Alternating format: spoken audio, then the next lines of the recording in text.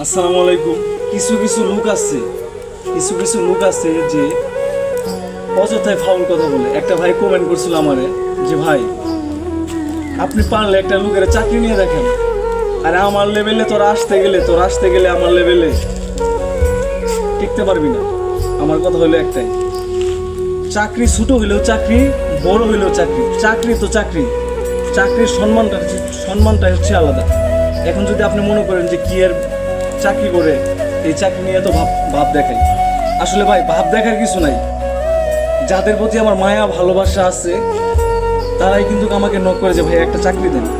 আর পুরো 64 জেলা আমি চ্যালেঞ্জ করে বলতেছি, আমি সাইদুর ইনশাল্লাহ যে জায়গায় যাব, কোনো জায়গায় মানে একটা টাকা যে ঘুষ বা লেনদেন আছে এরকম বিষয়ে যাব না ইনশাল্লাহ।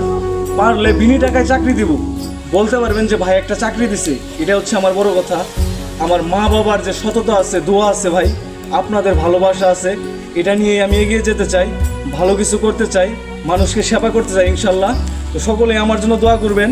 তো আমার গ্রামের বাড়ি থেকে যাওয়ার পরে ইনশাল্লাহ যে কোম্পানিতে ঢুকতেছে ইনশাল্লাহ, তো সকলেই আসবেন, ভালো কিছু করে দেবে ইনশাল্লাহ।